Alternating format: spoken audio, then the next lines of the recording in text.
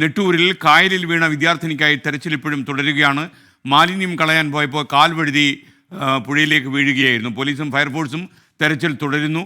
ശ്രീകാന്ത് ഈ സ്പോട്ടിൽ നിന്നും നമുക്കൊപ്പം വീണ്ടും ചേരുന്നു. ശ്രീകാന്ത്, വിശദാംശങ്ങൾ.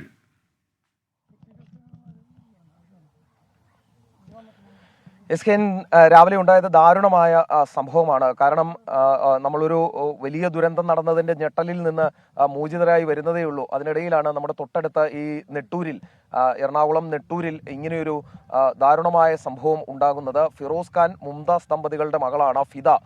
+1 വിദ്യാർത്ഥിനിയാണ് പനങ്ങാട് സ്കൂളിൽ. അവരുടെ ഏറ്റവും മൂത്ത മകളാണ്. 3 മക്കളിൽ ഏറ്റവും മൂത്ത മകളാണ്. രാവിലെ ഏതാണ്ട് ഒരു 6:15 ഇവിടെ വേസ്റ്റ് ഭക്ഷണാവശിഷ്ടങ്ങൾ കളയുന്നതിന് വേണ്ടി ഈ ഭാഗത്തേക്ക് വന്നതാണ് ഫിദ. വന്നതിന് ശേഷം ആ ഭക്ഷണാവശിഷ്ടം കളഞ്ഞ് ആ ബക്കറ്റ് ഒന്ന് കഴുകാൻ വേണ്ടി ഈ കായലിലേക്ക് ഇറങ്ങുകയാണ് ഉണ്ടായത്. കായലിലേക്ക് ഇറങ്ങിയപ്പോൾ കാൽ വഴുതി ആ കായലിലേക്ക് വീണു എന്നുള്ളതാണ് പ്രാഥമികമായി നമുക്ക് കിട്ടുന്ന വിവരം.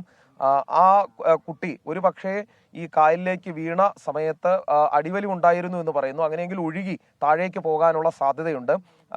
ഈ ചേറിൽ പുതയാനുള്ള ആദ്യഘട്ടത്തിൽ ചേറിൽ പുതഞ്ഞ് ആ ഒരു പാനിക് സിറ്റുവേഷനിൽ ഒരു പക്ഷേ മറിഞ്ഞു വീണ് താഴേക്ക് ഒഴുകിപ്പോകാനുള്ള സാധ്യതയാണ് കൂടുതലും പറയുന്നത്. ഈ പ്രദേശത്ത് രാവിലെ 6:30 മുതൽ തന്നെ പരിശോധന നടക്കുന്നുണ്ട്. ആദ്യം കുട്ടിയുടെ മാതാവാണ് തെരച്ചിൽ ഇറങ്ങിയത്. കൂടെ തന്നെ ഇറങ്ങി. തൊട്ടു പിന്നാലെ പിതാവ് എത്തി. ഒപ്പം തന്നെ ഈ പ്രദേശവാസികളായിട്ടുള്ള ആളുകളും ഇവിടേക്ക് എത്തി.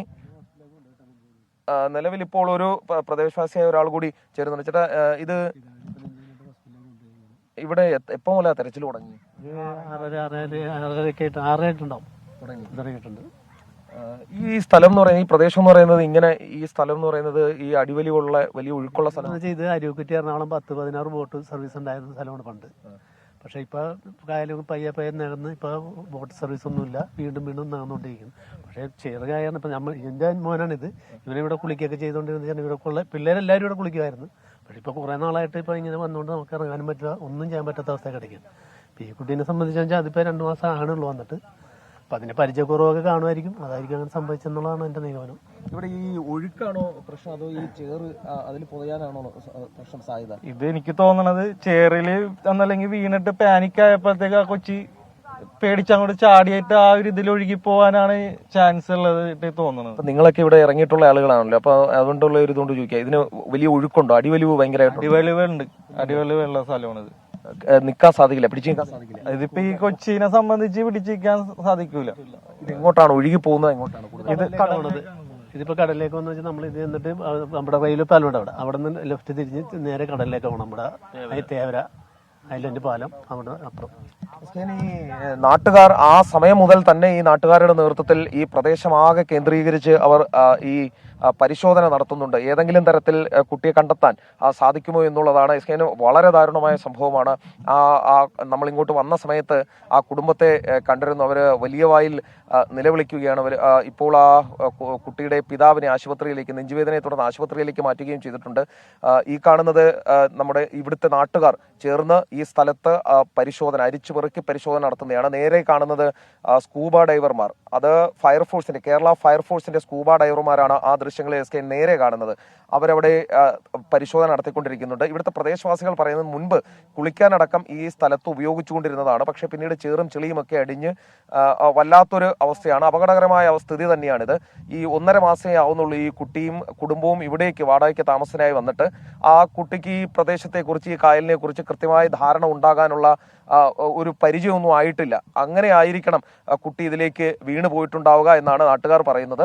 അങ്ങനെയെങ്കിൽ ഒഴുകിപ്പോകാനുള്ള സാധ്യത തന്നെയാണ് പറയുന്നത്. നേരെ റെയിൽവേ ആ ഭാഗത്തേക്ക് ചെന്ന് അവിടെ നിന്ന് കടലിലേക്കാണ് ഇതിന്റെ ഒഴുക്കുള്ളത്. അടിവലിവുള്ള സ്ഥലമാണ്. ഇവിടെ നേരത്തെ കുളിക്കാനും ഒക്കെ വന്നിട്ടുള്ള ആളുകൾ പറയുന്നത് ഇത് നല്ല അടിവലിവുള്ള പ്രദേശമാണ്. ഒഴുക്കുണ്ട്, അത് അടിയൊഴുക്കുണ്ട്. അത് നല്ല രീതിയിൽ ഇവിടെ ആരെങ്കിലും വീണാൽ, പരിചയമില്ലാത്ത ആളുകൾ വീണാൽ അത് കൊണ്ടുപോകാനുള്ള സാധ്യതയുണ്ട് എന്ന് പറയുന്നു. എങ്കിലും പ്രതീക്ഷ കൈവിടാതെ തെരച്ചിൽ തുടരുകയാണ്. നമ്മൾ നേരത്തെ ഞാൻ പറഞ്ഞിരുന്നു, ഈ ഒരു വലിയ ദുരന്തത്തിന്റെ ഞെട്ടലിൽ നിൽക്കുകയാണ്. അതിനിടയിലാണ് നമ്മുടെ തൊട്ടടുത്ത്, നമ്മുടെ കയ്യെത്തും ദൂരത്ത് മറ്റൊരു കുടുംബത്തിൽ കൂടി ഇങ്ങനെയൊരു ദാരുണമായ സംഭവം നടക്കുന്നത്. അവരുടെ കരച്ചിൽ, അവരുടെ കണ്ണുനീര് നമ്മളിപ്പോൾ രാവിലെ കണ്ടതുമാണ്. മൂത്ത കുട്ടിയാണ്. 3 മക്കളാണ്, പെൺമക്കളാണുള്ളത്. ആ 3 മക്കളിൽ മൂത്ത കുട്ടി ആണ് ഇപ്പോൾ ഫിദ ഇവിടെ കാണാതായത്. പരിശോധന തുടരുകയാണ്. ഈ ശ്രീകാന്താണ് വിവരങ്ങൾ നൽകിയത്. നെട്ടൂരിൽ മാലിന്യം കളയാൻ പോയ പെൺകുട്ടി കാൽ വഴുതി പുഴയിൽ വീണു.